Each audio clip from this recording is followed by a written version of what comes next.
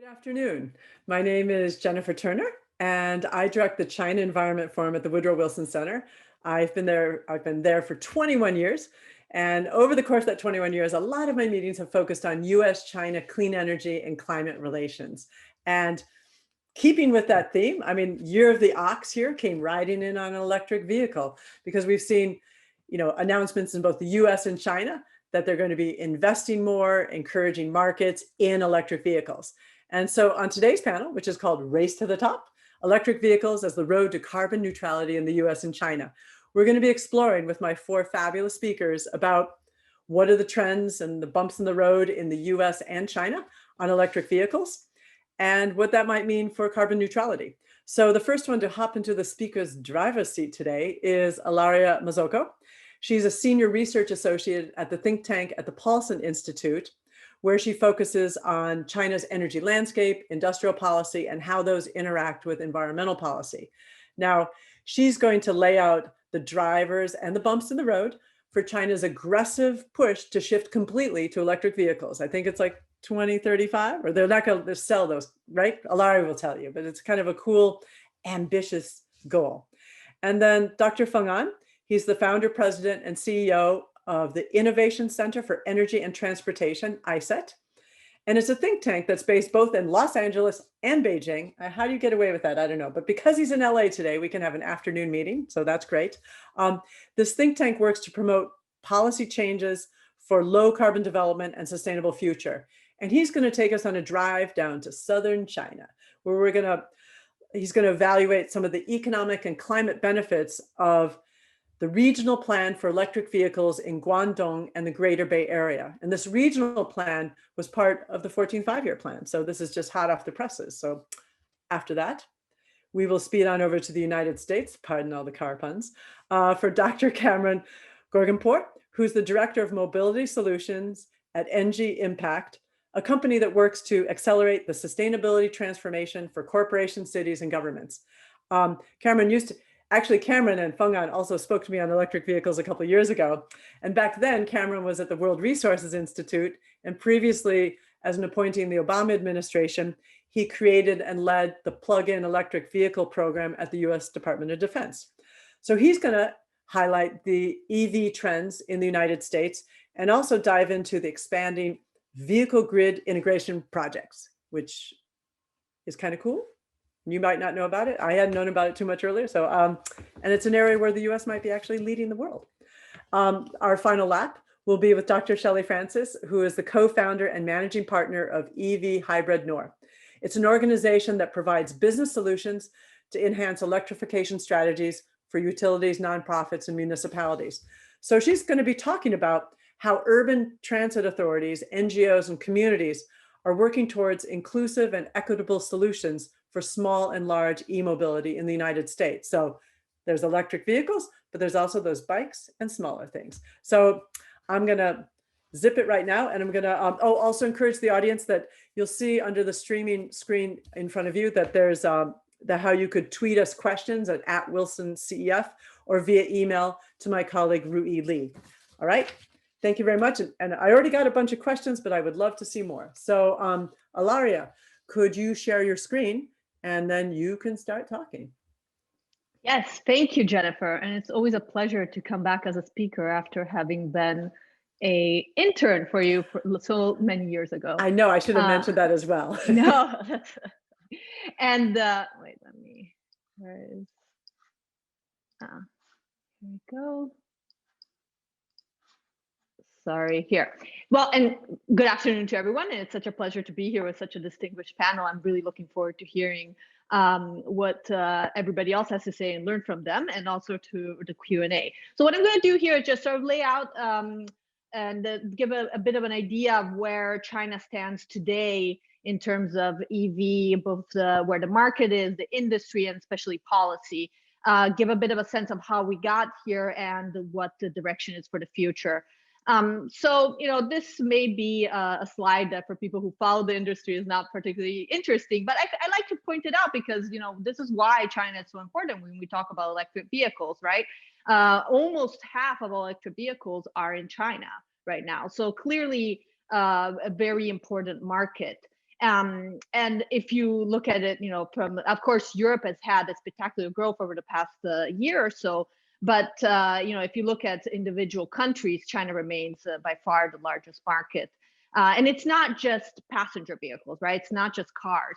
When we talk about electric buses, again, the majority of electric buses are in China. And as I will talk about, that was a result of explicit government policy. Trucks, of course, much more of a nascent industry, so we'll see how that develops. But again, China is doing, has the majority of them. And with two-wheelers, again, China. And if any of you have been to China, you'll know they're everywhere. These electric motorcycles. So how did we get here? And I think if you look at my first slide, you'll see that between 2014, 2016, that's when the market really took off in China. But if you want to look at the policies that really led to this expansion of the market, you need to go back about a decade or so. That's when the first demonstration pilot programs were established at the city level, and local governments were really crucial here. And I know Dr. An will be talking more about local governments, so I won't get too deep into it. But just to give you an idea, the local governments were responsible for providing subsidies on top of the central government ones, both to incentivize the private purchase of vehicles as well as fleet purchases, so buses, taxis. And again, in China, this is not just specific to the automotive sector. Local governments are always very crucial in supporting manufacturing. But there's also other incentives that were established to encourage the expansion of the market. And one thing I would flag, for example, was the facilitation of for electric vehicle owners to acquire a license plate, which in some cities in China can be quite arduous. So certainly worth considering. Of course, public procurement fleet electrification was part of the government policy from the very beginning, and that helps explain why buses, there's so many electric buses in China. And some cities, for example, like Shenzhen, has now had a fully electric bus taxi fleet for years and has been leading the way in other areas as well. I do like to point out that when you're talking about EV policy in China, it's sometimes hard to disentangle what is aimed at expanding the market, so the demand side, and what is aimed at strengthening the industry, so sort of more the supply side. And so it's worth noting that these policies, especially after 2016, allowed these policies aimed at expanding the market, so subsidies and such, were linked to actual specific requirements to sort of enhance the quality and the technical standards of the vehicle. So, for example, battery density and the vehicle range. Now, I did mention subsidies, very important, but actually subsidies have been are scheduled to be phased out completely by 2022 after an extension. And they are explicitly expected to be replaced by the so-called dual credit program. It's called dual credit because it includes both the corporate average fuel consumption credits, which is similar to the corporate average fuel efficiency standards in the US, and the new energy vehicle credits, which for those familiar with the American system, was modeled after the zero-emission vehicle mandate in California. New energy vehicle, for those who don't know this terminology, is the official Chinese government terminology, which includes both plug-in hybrids, battery electric vehicles, and hydrogen fuel cells. Of course, hydrogen fuel cell vehicles represent such a small share of the market that, in effect, we're talking about electric vehicles here, and the battery electric vehicles, pure electric vehicles, are the majority of the market in China.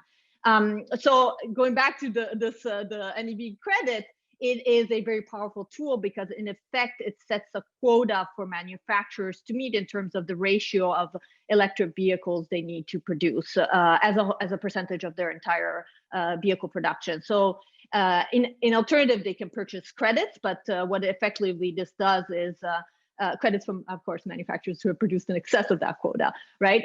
So in effect, what this has done is benefit companies that produce a lot of electric vehicles like BYD or Tesla, and it has encouraged manufacturers, especially perhaps international companies, multinational companies such as Volkswagen and GM, to actually take very seriously electric vehicle technology, and I would argue has actually sort of had a real impact in global and the global strategies of these automakers. So this is sort of this is sort of a picture of how we got there and where we are, but where are we headed? Now, last year, the government released the New Energy Vehicle Industry Development Plan. So it's a 15-year plan.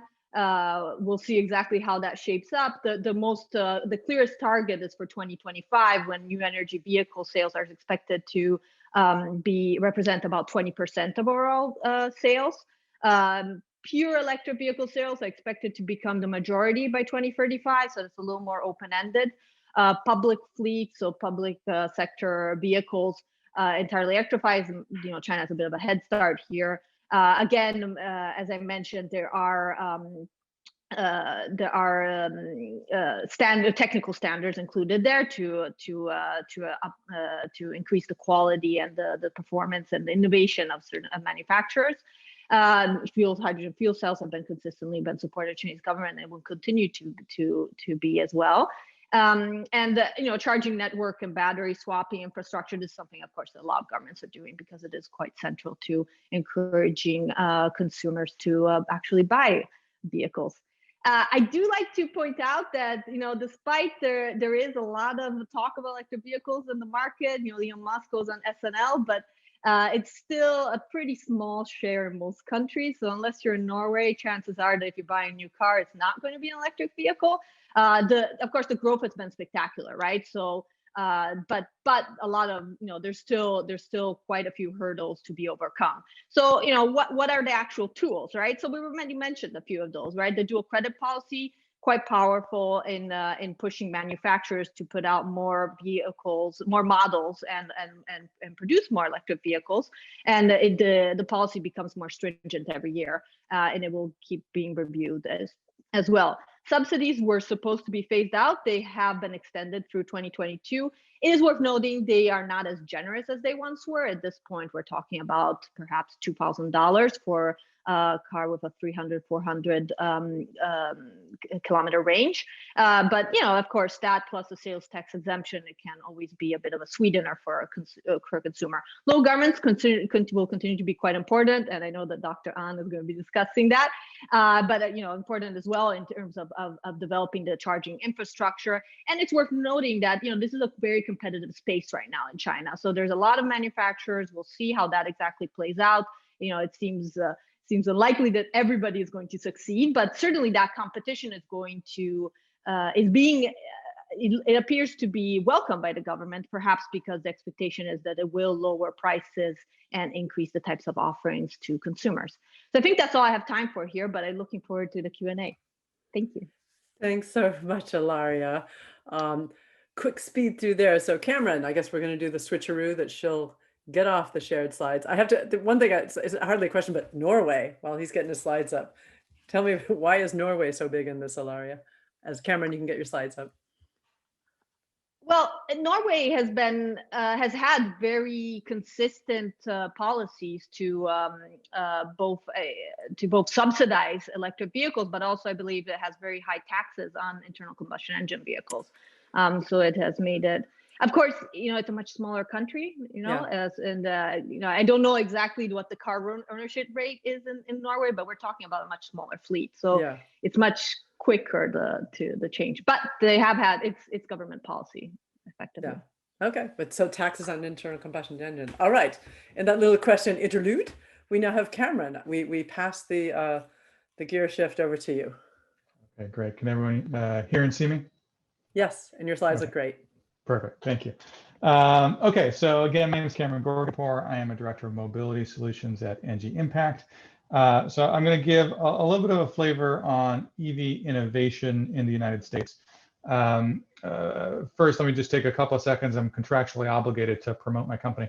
But this is ENGIE Impact. We're a giant multinational energy conglomerate, 160 some odd thousand people worldwide. But we're a company that, as one of the utilities of France, is very directly committed to decarbonization across the energy sector.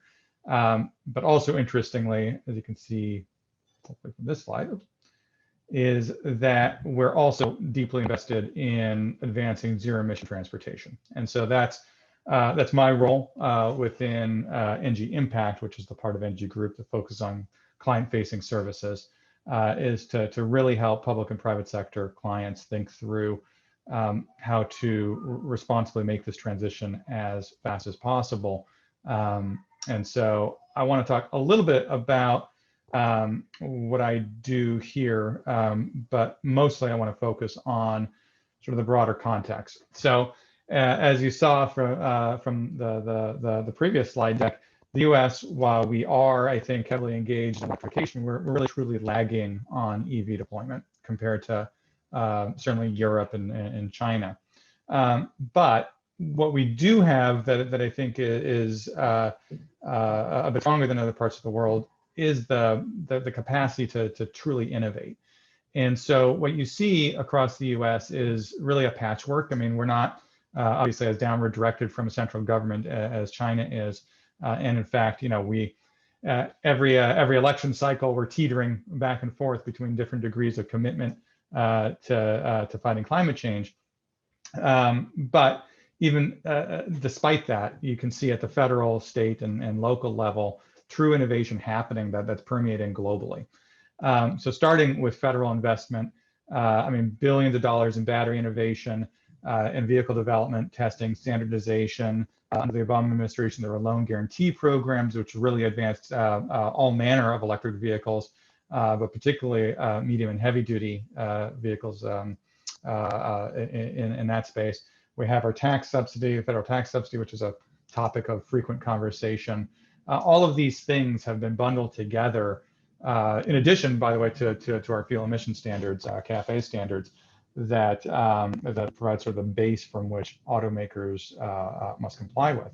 And if you look at the current administration, they have in their big infrastructure package $174 billion investment just into electric vehicles, with the target, I think, 500,000 public charging stations that they're hoping to build out. And that's in addition to something near and dear to my heart, which is about federal fleet electrification. When I worked in the Obama administration, as Jennifer mentioned, I was tasked with, supporting through policy and action some of the very first electric vehicles in the federal fleet. And I'll talk a little bit about one of those projects in a moment. But that's at the federal level. And truly, while there's a lot of great work happening at the federal level, it's California. California is probably right up there with China and some of these European countries, one of the most important places in the world. There likely would not be an EV market as we understand it today without the great work that's happening within California's state government. And so namely, the California Zero-Emission Vehicle Program, which is the basis from which China developed its new energy vehicle credit systems. There's hundreds of millions of dollars in R&D investment. There are subsidies. There are regulations affecting automakers, to consumers, to operators of vehicles that frankly are right on the cutting edge. So when we think about innovation, it's not just about technology innovation. It's also about the policy innovation, the frameworks that governments can create to really advance an EV market worldwide. And then of course, local action. So things happening at the city and municipal level that often get overlooked, but are truly transformative in nature. I mentioned here as an example, V2G, which I'll describe that in a second, but basically the idea of using school buses, electric school buses as energy assets when they're not being used to drive kids around from home to school. There's a great example. I'm based in the DC area in Virginia, where Dominion Power is funding, I think, up to 1,000 electric school buses in the state of Virginia. And when they are not transporting kids, those buses will be used as an energy resource for Dominion's energy operations. So you're getting that type of really forward-leaning work that's frankly getting beyond the pilot stage and truly into actual operation. And so my focal point here is about vehicle grid integration, and specifically how are we thinking in the US, and I know this is happening in other parts of the world, Europe especially. I know China has started to do some work on this, but how do we truly start thinking about electric vehicles as more than just mobility assets? And so the generic term is called vehicle to everything, so V2X, the idea that you have these big batteries rolling around in vehicles, and when the vehicles aren't being driven, they can be used for other purposes. And so some of the things that I'll talk about in subsequent slides are vehicle to grid, so actually supporting real true grid operations, vehicle to home, which is, as it sounds, you're trying back up to power to a home or a building of some kind, and vehicle to vehicle, where you're using one vehicle to charge another vehicle in an emergency situation. But just to give a sense of why these things are important, beyond transportation, the notion of using an electric vehicle as an energy resource can provide a lot of capability to the grid that doesn't currently exist. So when I was working at World Resources Institute, we did a quick sort of off-the-cuff analysis that on modest projections of EV adoption at 2030, there would be something like 10 times more energy storage in electric vehicles than the world's entire need for energy storage of any kind. And so when you get to that capacity that's just sitting on every street corner in a city or across a region, you can enhance your ability to penetrate with renewable energy, as an example. You can mitigate the need to use peaker plants, which often are some of the most polluting types of assets. And so truly you get to deeper decarbonization through these types of technologies. And on top of that, when I started doing this stuff for the US government, there was very little happening and we had to basically invent a bunch of stuff. But the reality is today, virtually every major automaker, including the ones not listed on this chart here, are working on actually commercializing this product. And I think we know now that it's a matter of months before you start to see in the US and elsewhere commercial capability where you can use an electric vehicle to power your home. In fact, I think it was last week when Ford announced the F-150 Lightning, the electric vehicle version of the Ford F-150, the CEO of Ford said explicitly, this vehicle will be able to provide backup power to your home. That is a vehicle to home capability that is being made commercially available. And so a lot to learn about that and some of what these other automakers are doing, but suffice it to say that this idea, which was, it started actually in large part at the University of Delaware, a couple of decades ago, has really truly begun to take root across the auto sector. So what's happening in the U.S. to advance this? Well, just at the state level, this is what California is doing. They created what's called a Vehicle Grid Integration Working Group, which deals with things including smart charging, managed charging, so not necessarily dispatching power from vehicles, but they collected something like 2,000 distinct e-mobility use cases where the vehicle could be used as an energy resource. And again, sometimes this is about modulating charging, so it's not necessarily about pushing power back somewhere, but in some cases it is about true bidirectional power flow from vehicles. And you can see the list of companies and entities that were involved in this process. And that's all being translated into direct R&D investment from the state of California, primarily the California Energy Commission, but it's also making its way into policy. Public Utilities Commission proceedings are being based off of this work. And so in the coming years, as the automakers have the capability available, you're going to see a regulatory framework emerges that truly brings this into practice. And this is one place in the world where you're just not going to find it anywhere else. It's truly innovative. And it will be deeply consequential elsewhere. So I want to run through a couple of quick examples. I have to do this one. I'm contractually obligated to the Obama administration to highlight this every time I talk on the subject, because this is the project I ran. Los Angeles Air Force Base was the first successful vehicle to grid project in the state of California. It also happens to have been the first federal facility to completely change its general purpose vehicle fleet into electric vehicles. And so we did everything. You can see the image there on the bottom, and the cover slide for my presentation was also an image from Los Angeles Air Force Base, but it's everything from passenger vehicles, pickup trucks, cargo vans, a shuttle bus, and some box trucks and bag trucks. So every type of vehicle. And again, this was 2015 that this stuff was happening. So there weren't really a lot of credible vendors. And we successfully demonstrated the concept. The consequence of this, again, this is, in this case, a federal initiative that really moved the ball forward, both on the technology, but supporting California in the subsequent work that it has done through its Vehicle Grid Integration Working Group. So you see policies emerging from this. You see over $100 million in direct investment. and a lot of retrospective analysis that's informing future work. We also worked closely with Nissan in doing that, and some of this work really formed the basis for thinking about how these technologies could be commercialized. So this is an example. I mentioned Nissan for LA, but they're also doing a lot of work in really globally, a lot in Europe, some in the US, some in Japan, where they have the Nissan Leaf to Home system, which is basically one of the very first commercial offerings where you can use a Nissan Leaf, you integrate the system into your home, and you can provide backup power or supplemental power if the grid goes down. And that is, again, something that's been commercialized years ago. And then another example of just what we call a true vehicle to X. These are some more California examples.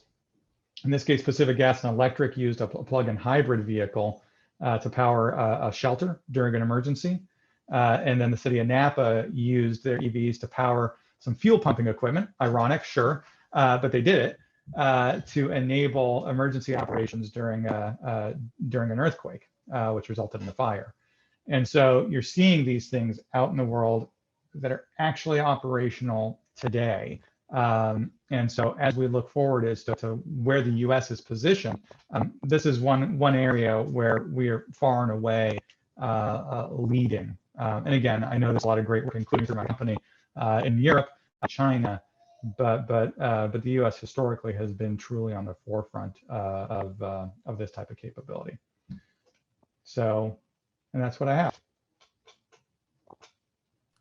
Great. Thanks so much, Camron. And I'm going to circle on back, make a U-turn, because I was supposed to have Feng go second, but I don't know. You were to the right of Ilaria in my screen. So there you went. You were very good. You're like, you didn't miss a beat. It's not, we're just bouncing.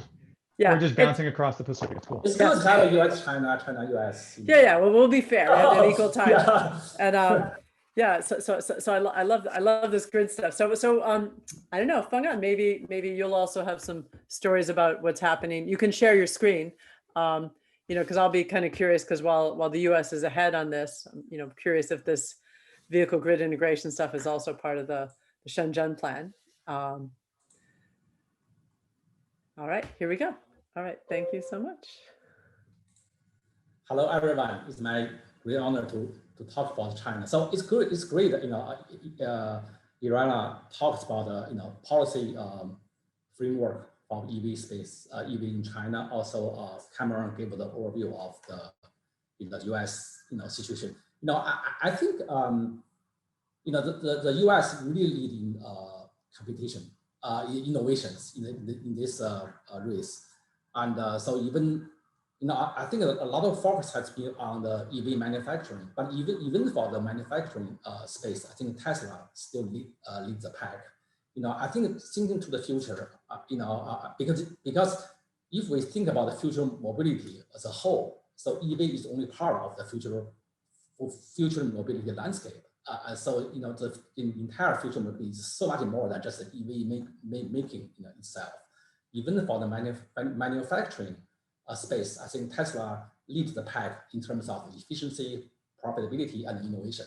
So I think people always think about the EV. China will dominate the EV space like solar panels. But I think I think in the future, the analogy will be more similar to cell phone makers, where you have Apple, iPhone, ISO system lead the pack.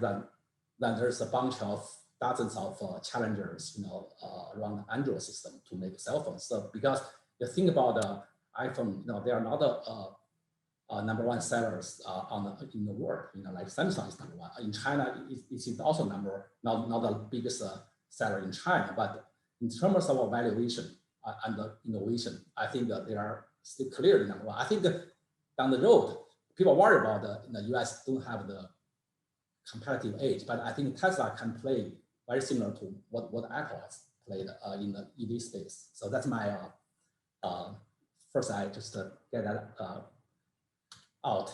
So I want to quickly talk about the three contents. One is whether China will impose timetable to phase out internal combustion engine vehicles, also about oil peaking and net zero goals and the Great Barrier Project. So I will talk this content very briefly. So believe it or not, I think China actually does not have a more aggressive EV policy around the globe. So if you look at the chart, this chart I stole from my friend from Bloomberg New Energy. This is years remaining to target to phase out the internal combustion engine vehicles. China is not on the chart. China right now is only Hainan province made a claim that they want to phase out internal combustion engine vehicles, but as a whole, so there's the European states. Country, they have more aggressive target. Even California has a more aggressive target than China. So there's no timetable for China basically to phase out.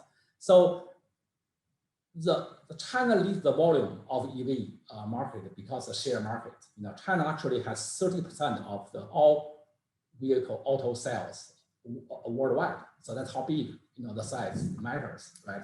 So I think China. I want to make clear that just want to get this out.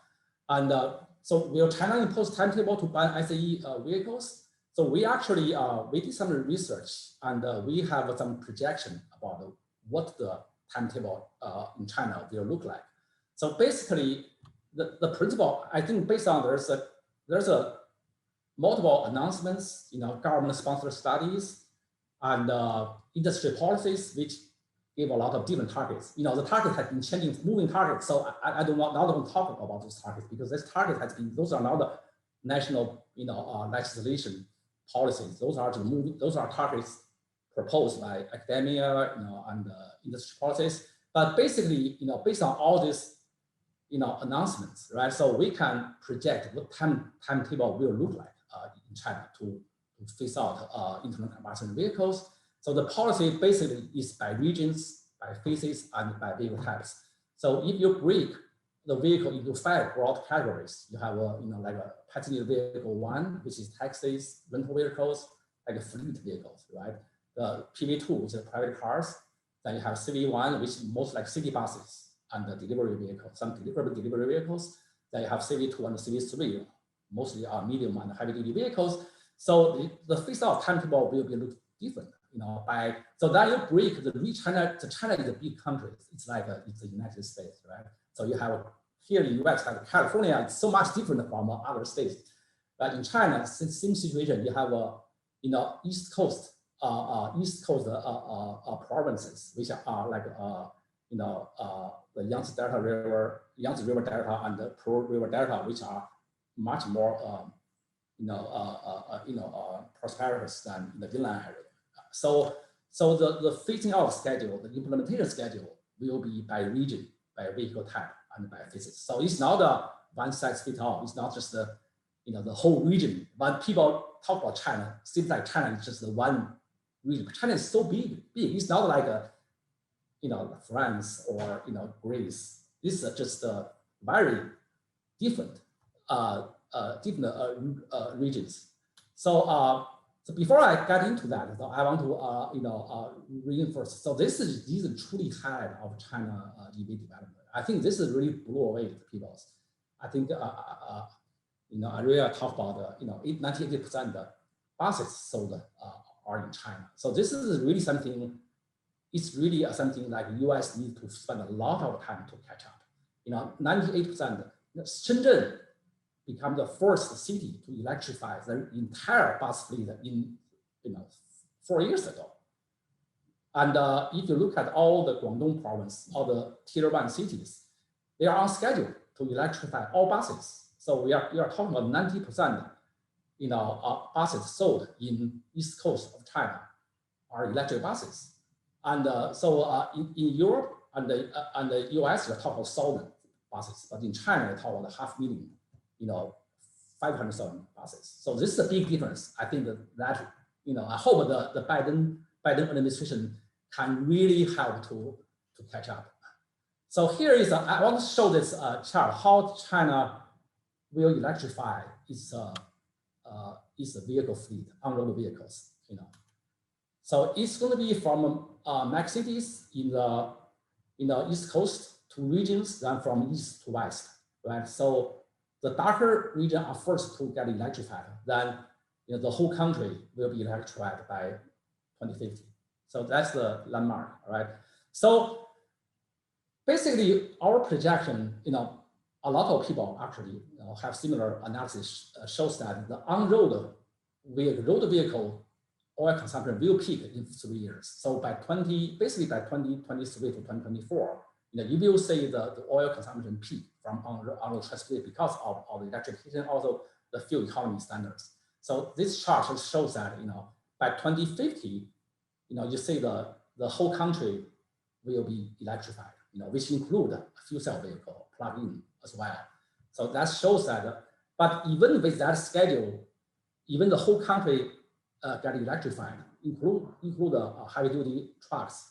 So you see the reduction of oil consumption by 80%, which is still not far. It's still not reaching the 2060 net zero target, which is I show that the 2060 net zero target is very difficult to meet in transport sector, even you electrify the everything, before 2050. So we see that, so if you on the greenhouse gas emission aspect, like people, I think, question Chinese power grid is not very clean, it's still dominated by coal power plant. So I think it's still close to 80% of the power generated is from coal, but China has an aggressive plan to decarbonize the power grid, to clean up its power grid. But even with that, you still see, by 2050, the greenhouse gas emission is only reduced by 77%, right? And then if you look at the whole life cycle from, the upstream, the whole cycle, so that only decreased by 55%. So if you want to reach 2060 by net zero target, it's very, very challenging. So I think China needs to double its effort, to reach the 2060 net zero targets. So now, briefly, we are engaging.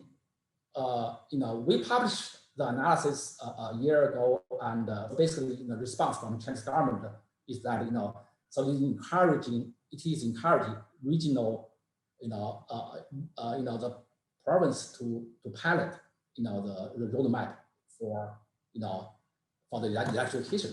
And so that's why a lot of cities and regions are start to have their own roadmap for electrification. So there's their own target. For example, the national target for the is for 2025, 20% of vehicle should be electric vehicles. But in Guangdong Province, so we are proposing them. They should be 5 to 10 years, 5 years ahead of the national schedule. They're talking about some big cities like Guangzhou and Shenzhen. They want to reach 30 to 35% by the 2025, and the entire carbon zero targets for the Guangdong as a region, they want to be 10 years ahead of schedule. So that's why, each regions are encouraged to have their own roadmap and the implementation plans to achieve net zero targets.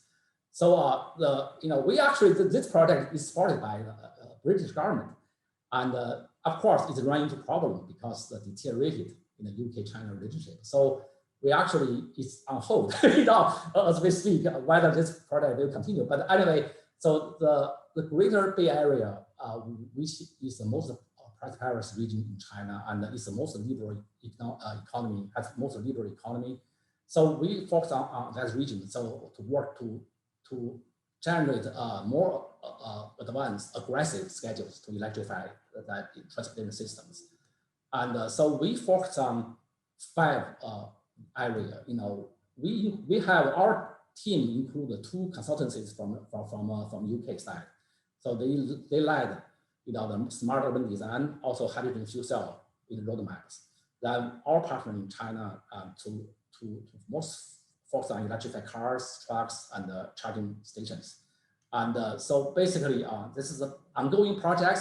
I don't have anything to report, and so we hope we can. That project has been paused by the UK side, and so we hope we can continue to pick up the speed and to re-engage, and we will have something to report by the COP 2026 in UK this year.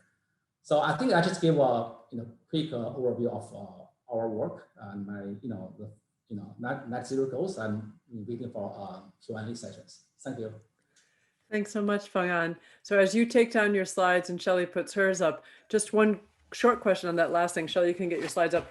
That Greater Bay project, is that so that's a project you're doing, and are you cooperating with the Guangdong government? And so is it done in cooperation with the governments, or is this more of a think tanky thought experiment?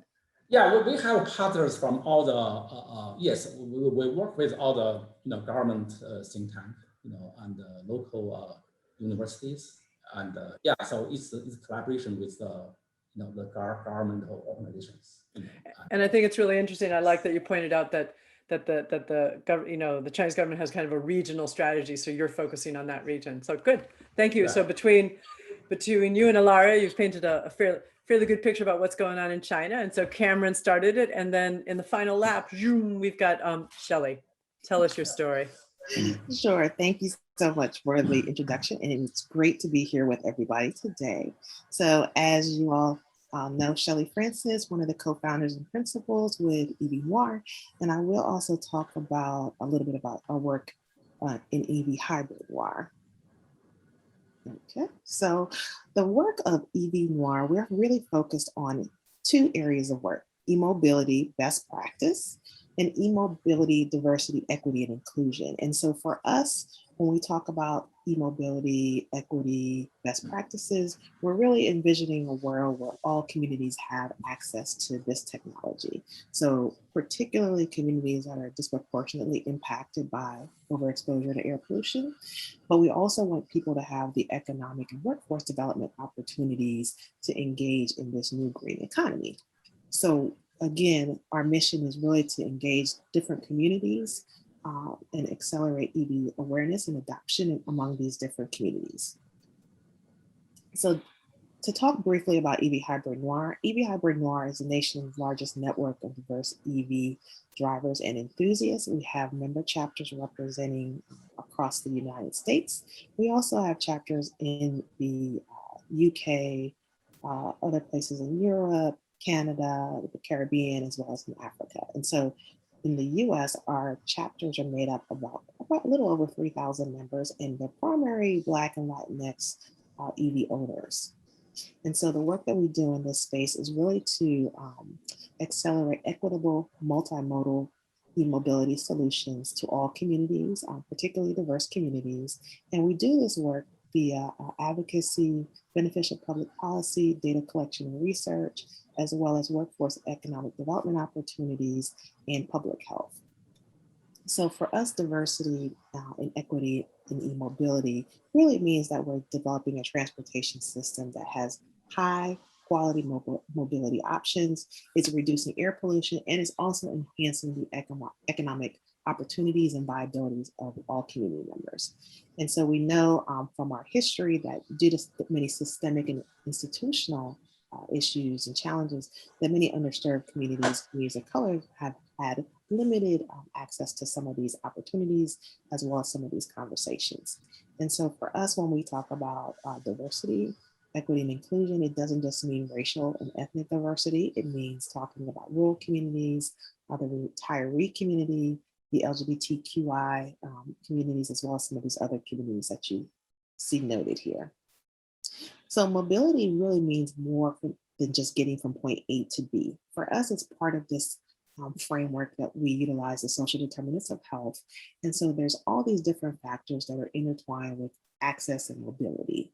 And so people utilize transportation to get to their employment, to health education, to health centers and medical appointments. They use it for obviously work, and it impacts environmental quality. So really, when you think about over the past 100 years, what having a car has meant and access to mobility, it has been one of the largest driving economic factors for families in terms of propelling families forward economically.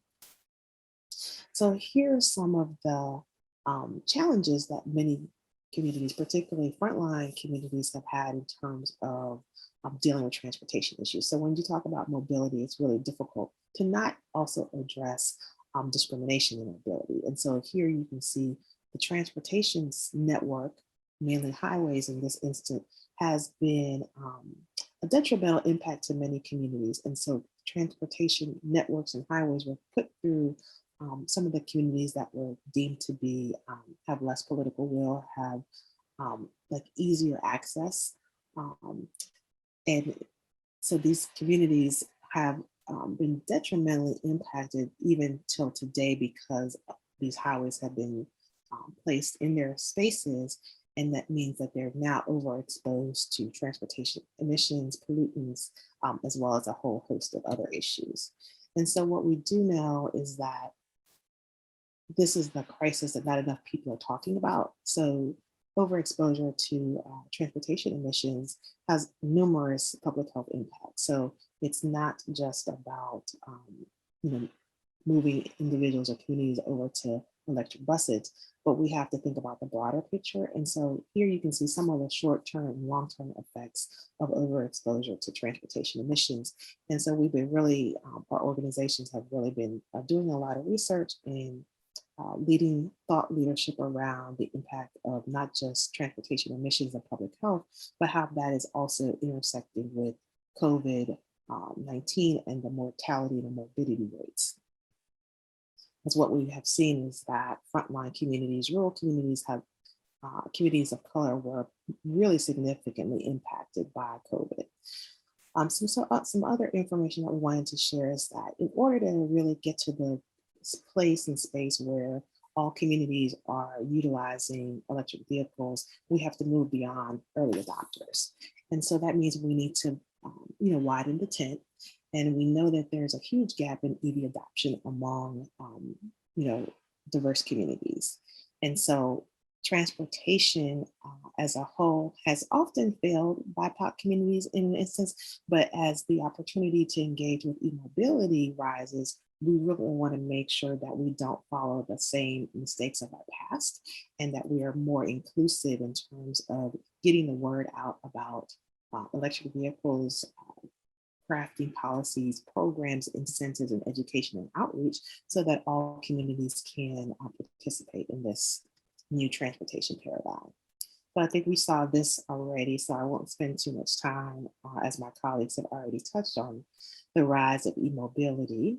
But these are just some of the headlines that we're seeing as we speed towards increasing electrification efforts here in the United States. Whether it is here or abroad, we're all having this conversation about how quickly we can get to electrification or transitioning our transportation. So just to talk a little bit about the work that we specifically do. So our work centers around, like I shared, best practices in e-mobility, diversity, equity, and inclusion. And so part of our work focuses on engaging with our target audience or our market, community partners, OEMs, depends on who we're working with. But what we do is we want to center the target market, the communities as part of this research, because what we know is that when you're dealing with social issues, the problems that are being faced, community members or those target markets that are dealing with that issue usually have some good ideas on what those potential solutions are. So we really make sure that we center that feedback as part of our strategy. And so we utilize a host of different approaches to really try to make sure that we're tapping into that knowledge and that resource, but also making sure that we are compensating community partners for their expertise, their time, and their knowledge. So this is just a few of our partners that we work with in this space. And so we really approach this work by utilizing a framework that really takes into account the total ecosystem that communities are in. And we use a myriad of different approaches under the how-to really tease out some of those challenges and issues that communities are facing in terms of their needs around e-mobility solutions. And for us, it's multimodal e-mobility solutions and not just one approach, because we know that a one-size-fits-all approach really is not best practice. You really need to make sure that your strategy, your engagement, your programming, or research is really tailored to the specific community needs. But here's just a few ways that we do that through data analysis, implementing best practices based on our analysis, engaging with communities to make sure there's a continuous feedback loop, and that we're reporting on what we actually heard them say. And then we continue to do this continuous engagement throughout the process. So it's not that you just come in to work with your market segment or your key stakeholders and then you get what you need and you run off, but you make sure that you're building a relationship. So throughout our work, we always say that things will move at the speed of trust. And you really have to do the work with your partners, with your key stakeholders, or if it's community partners, you really have to do the work and build those relationships. So that is definitely a good take-home message. And so an example of an event, an activity that we do both on EV Noire as well as on EV Hybrid Noire is, like we said, really providing people the opportunity to feel, touch, and experience technology. And that may be as part of a ride and drive when we're back able to do face-to-face and live events again, but basically making sure that consumers have the opportunity to know about this technology. And the best way for people to do that is to really be able to hear from the right messenger, be able to see people that look like them that are from their neighborhood, that could be role models and examples of how this technology is working for them, and that it's fun, it's accessible, and it's easy to use. So this is just some photos from some of the events in the programming that we've done over time, and just really trying to expand the paradigm of what EV ownership looks like. We try to normalize EV adoption, as well as working to infuse best practices. So whether we were talking about looking at accelerating the charging infrastructure, or expanding education and outreach solutions, or looking at affordability and financing of multimodal electric vehicles, we always defer to best practices to inform the strategies that we're building out. So thank you again for allowing me to just share a little bit of the work that we do, and I look forward to continued discussion. Thank you so much. I really appreciated that, getting the kind of the bottom up, because I was thinking like Cameron, you were talking about the grids, and I'm sitting there like, wow, your VGI stuff. And in fact, do you think it's a weird question? So in October, I'm probably gonna be buying a new car because my daughter's gonna get a driver's license. And Cameron, you got me thinking like, wow, all of you got me thinking, electric vehicle, the grid thing. And then with Shelley talking about, the consumer education, like, and you say this stuff is going to be commercialized, but is this just going to be all the hipsters in California who are going to do this first? Or do you think little old me in Maryland can get an electric vehicle and do the V to X stuff? Like, how does that happen? Do we need people like Shelley to help us learn how to work this tech? Yeah, absolutely. I think that's what we're trying to do in the work that our organizations lead, is really try to normalize this conversation and show how accessible it is to all. You don't have to be a techie, with 5 PhDs and or Silicon Valley person, yeah. But you can just be a lay person and really lean into this conversation. And the other thing it's important to point out is that used EVs can be a very affordable option, particularly when you start stacking different rebates and incentives. And in the climate that we're in with the federal administration, we're going to see some different incentives and point of sale rebates. So we'll be able to get additional discounts at the time of purchase versus having to wait for a rebate, for a year or 60 days or whatever it is. So yes, so okay, thanks, Shelley. Changing. Appreciate that. So Cameron, over to you. So just because I've got some other questions coming, but like you said that the V2X stuff is going to be commercialized. Is it coming to a grid near me soon, or?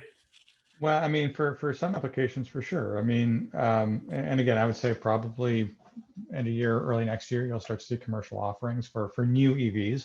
I want to sort of maybe foot stomp one of Shelley's points too, that most people in the US at least don't buy new cars of any kind, right? Most people buy used cars. And so the used EV market is a really important one for expanding access. And frankly, it's a great deal. I bought a used EV because frankly, it was just a better financial option for me. And what you get in the EV market in the US is it's something like, and this is unique to EVs, it's not like this for polluting vehicles, but for EVs, it's something like 75% of vehicles are leased instead of bought new. And so you end up with a secondary market after 3 years of a lot of really low mileage vehicles at just rock bottom prices that make them much more affordable to a broader segment of the population than you might expect. And so used EVs, to Shelley's point, super important here in the US. In China, I think the used EV markets are a little bit more scarce, but my understanding, at least when I last looked, was that it's actually becoming more of a thing out there. But certainly here domestically, it's really key. When it comes to the fancy technologies, though, Jennifer, if you were to get a used EV, I would not expect a used EV to immediately be able to provide backup power to your home. Okay. But new EVs, certainly there will be options available to you later this year, early next year, that at least would be able to provide backup power to your home. So, there'll be a product, a box or something that you install in your house, and that's a process that you'll need to talk to like an electrician about. But generally, it should be accessible in the relatively short term. So just to wrap up the grid thing, I got a question from Yves Timbergeen, a professor at Department of Political Science at UBC. So thanks for the great talk, everyone. Question for Camron. Vehicles and homes both use electricity from the grid. Until vehicles can generate their own electricity, question solar roofs, is it just about rationalizing the flow of electricity? How big can these gains from electricity distribution rationalization be? And don't we risk losing some electricity by lengthening the distribution from the initial source? Somewhere is there a succinct answer to that long chain of questions? I will, I'll do my level best to answer that question. So when it comes to electrification of transport, it can't operate in a vacuum. Certainly there need to be parallel plans in place to decarbonize the grid. And that's true of any place in the world, that there needs to be focus on pairing the adoption of EVs with the adoption of renewables. What I can say is that even just managed charging, not talking about bidirectional power flow from the vehicle, but just controlling when EVs charged. If you do that in bulk, meaning many thousands, millions of vehicles, you can truly optimize operation of the grid and reduce overall emissions, and you have the ability to increase the relative uptake of renewable energy. I think there's a 2017 report from the International Renewable Energy Agency that looked at that very issue. And they found that using electric vehicles en masse could actually make it more affordable to integrate solar on the grid, whether that's rooftop solar or just broad, grid scale types of solar projects. The benefit of using EVs as battery storage is certain. So again, there's nuances if you're doing it in a home, if you're doing it in a facility, and will an EV be available at the right particular time when you need it? Certainly, there's a lot of operational questions, but as a point of emphasis, a pretty high degree of confidence that you'll see improved efficiency of the grid and improved access to renewables, the more control you have over EV charging and potentially discharging. Okay, so we got to the big storage question. Now let's go a little smaller, maybe Feng and Ilaria. I got a question from a couple different people, one of them from David Edick Jr., who's a global political economist. He was asking, what progress is being made by NIO, which is kind of like the Tesla equivalent in China, in developing a swappable battery service network? Are other Chinese EV manufacturers considering swappable batteries? And someone else from, that question came up a few times. So tell me a little bit where you're seeing the battery swapping happening with the Chinese cars. Yeah, I think the battery swapping, the idea is not a new idea. But I think it's going to be there's still very debatable whether it can be a very widespread strategy.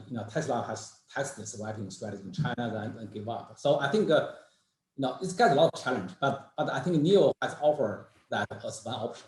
So basically, if you buy your car, you can choose either you want to have a swappable battery or you want to have a kind of a plug-in battery. So, but for the buses, I think that's getting a lot of attraction because it's very easy to swap big bus battery pack than charging it. So I think that's start to gain attraction. But I don't think the battery swapping will be kind of a mainstream, a dominant strategy. This won't be a niche market for that. And what about questions of like, with the batteries themselves, like when you're done with them, when they need to be recycled, because part of the dirty, that's part of the dirty segment of the life cycle of electric vehicle. Well, there's whether it's coal-fired power, that's dirty at the front end, and then at the back end with the dirty batteries. What about you and Ilaria? Maybe have something to say on that? Yeah. Ilaria, are you anything about battery recycling or what to do with, and even what the batteries are made of, the lithium type? Yeah, well, actually, I was also going to say something about NEO. I mean, I think, please do. I agree with Feng, right? It's probably not going to be a mainstream thing. It has received policy support in China. So that's one of the reasons why you keep seeing interest in it, but there's a lot of challenges for making it work for private consumers, but it is, I think, generally seen in more as a backup option, right? When you run out of power, you can always switch out your battery if you don't get a charging infrastructure. In terms of recycling, I mean, I think it's obviously a huge challenge. I think there's a lot of work that's being done on that. There's a lot more work that will need to be done. There's there's work to be done both with the chemistries, right, to actually like how you develop the batteries and then how you actually manage the end of life. And there's different countries have different kinds of policies on this, right? The European Union has policies, China has policies, right? And it's going to be, interesting if there can be like international standards or, mining, of course, is also the other part that's more polluting, right? In terms of the battery. So I think in general, there is, it's obviously a complicated issue, but there's a lot of work to be done there. But there is a lot of work being done, right? And also how to use batteries that may not be usable anymore in the cars. They can be used in for storage capacity at the utility renewable utility scale renewable farms, for example, power plants. So that's another option as well. And there was also a question that my last battery, I'm assault and battery here with these questions, from Emmy Raloff from the U.S. China Economic and Security Review Commission. How can the U.S. diversify and strengthen its supplies of electric batteries when China makes up much of the supply chain? And I think that kind of bespeaks that. You guys all kind of touch on this, like, I think Feng, you had that good observation that you want us to look at electric vehicles more like our cell phones, that they'll be like the Apple. And so it's not going to be like, so I think the underlying question here is like, is China going to keep eating our lunch in this clean energy technology? So, I think that's why California, is developing this kind of a lithium valley, I think on the border of Mexico, in Imperial County. So, I think the U.S. has the resource. I think it's just a matter of whether, in terms of lithium or the rare earths, the U.S. has the resources. It's just a matter of whether it wants to explore it. I think that's it's true. The China develop massive major batteries. So this is a similar. So I think that's question. How can the U.S. used to have the advance like ABC,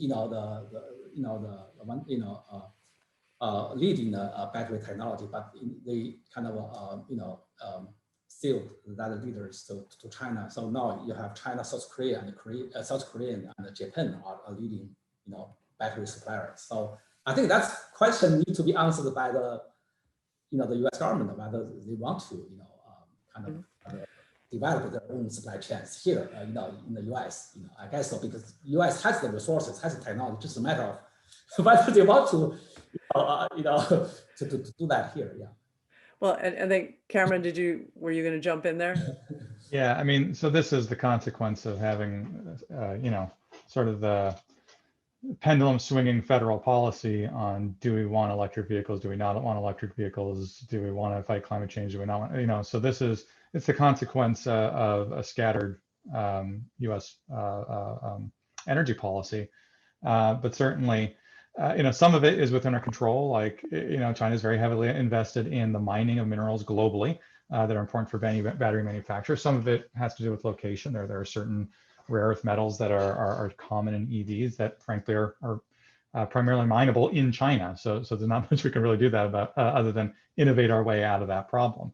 But certainly establishing strong foreign policy leadership on accessing minerals in those places where we can would be in our best interest if we truly intend to be a major player in the future of electrification. I think I read something that we were engaging with Canada on that topic last week. So luckily the new administration I think is on it. The challenge is we need something that's more stable, that's not going to flop back and forth between administrations.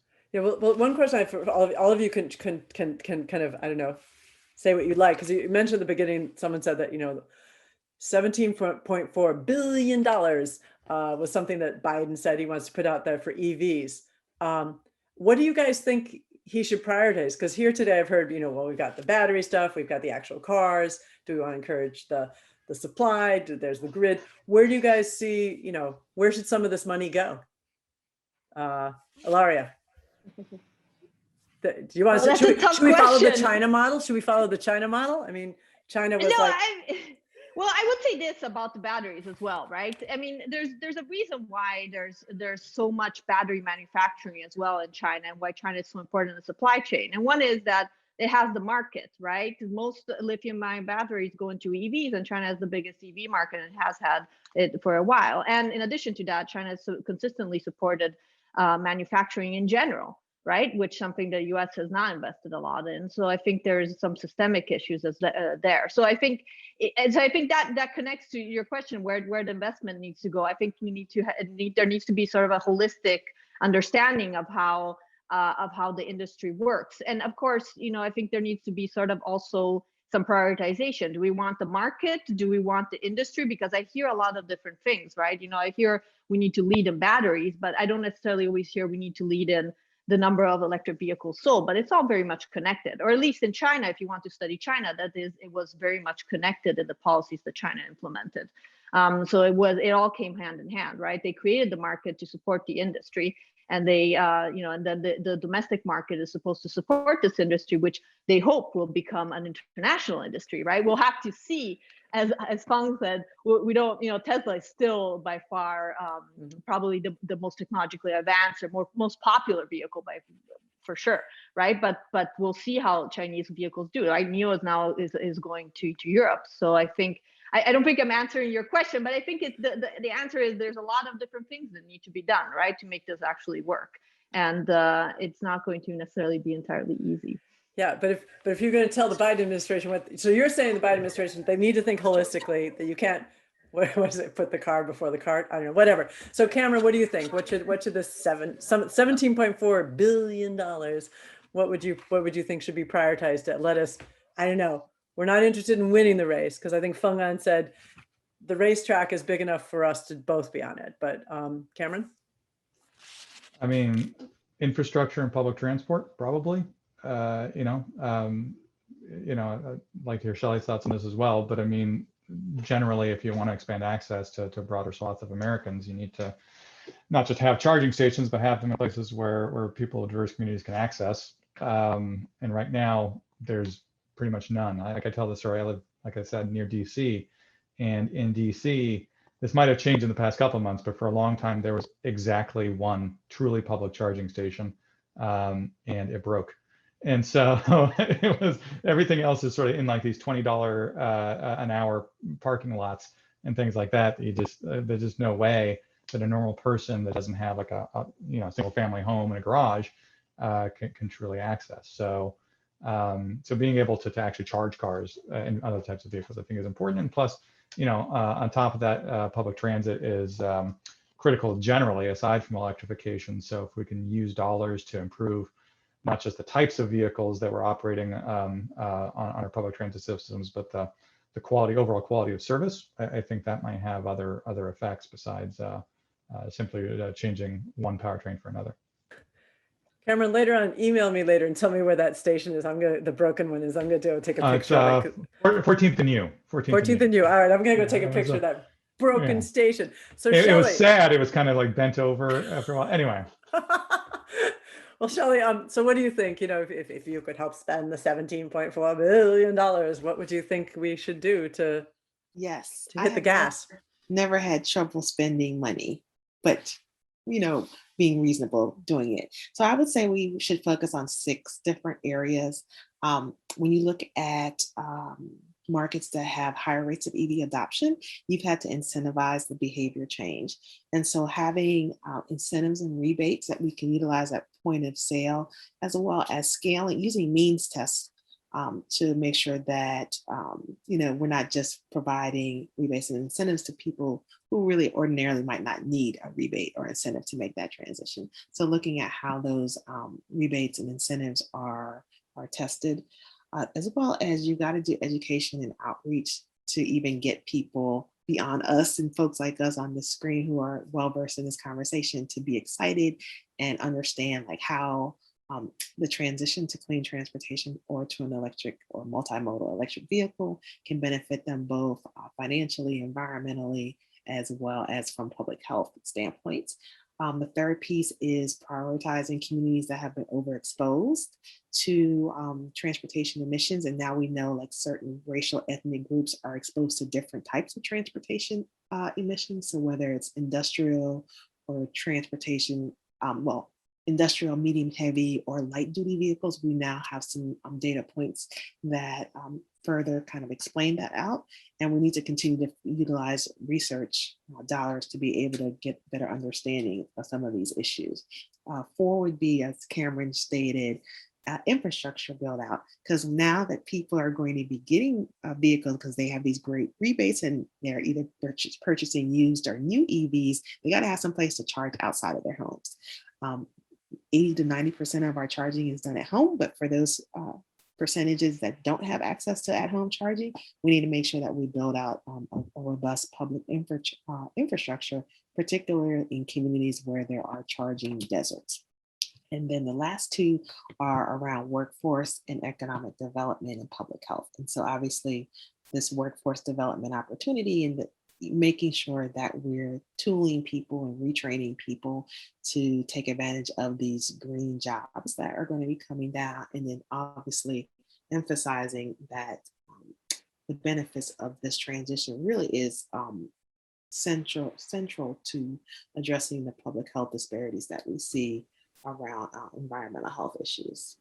Thank you so much. And of course, we know in China that part of this too was the war against pollution was one of the reasons why they were pushing electric vehicles, among other things.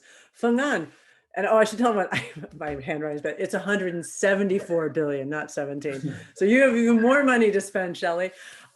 So Feng, giving advice to, what do you think the Biden administration should spend it on? Or even just tell me about what do you think China should be, if they're spending a lot of money, is there ways that you think they should be directing it differently? Yeah, I think that, I agree with Camron about the transit, I think buses, that's where China got started, is to have 10 city, 1,000 pilot project. I think you should give the money to public transit agency to develop buses, because they're like school buses and the public buses. I think that's the create demands. When you have demands, you have supply chains right in China. I think in China, the government, I think the subsidy has kind of a phasing out right now. I think they should phase out by the end of this year, but delayed, extended for 1 more year. But it's going to be phased out in that. So it's going to be a to the market competition. I think like Tesla is in China, they have 13 to 15% of market share. China used to have Chinese domestic brand used to have like 98% share. Now they only have like 70% share. Now because all the GM, VW, General Motors, BMW, they all enter China, and China has eased out the restriction for ownership. Now the foreign company can have 100% ownership to operate in China, and also China has also embraced the ZEV, like credit trading. We actually introduced California zero-emission vehicle credit policy in China. That's 2 demands. One Tesla, before Tesla get into China, we took the global policy director to China. They have 2 demands. One, they want to introduce California zero-emission vehicles that they can sell carbon credit in China, which they make real money by selling credits, not the cars. And number two, they don't want to have a, they want to have a own whole 100% ownership, which China agreed. So I think it's going to be in China, it's going to be a shift to the market competition. I think, believe or not, the auto sector market in China is the most competitive market. Open. Unlike any other sectors, like we talk about the internet or the auto sector, the international brands, multinational brands constantly occupy 80% market share. This has never changed over the past 40 years. So I think whether they can keep the 80% market share for multinational brands, that's going to be remain to be seen. I think the market just starts wide open. I think it's going to be a very competitive and in the market-based approach. I think the government will subsidies will gradually phase out. So I think that's Great. Well, you guys are too fun. Yeah.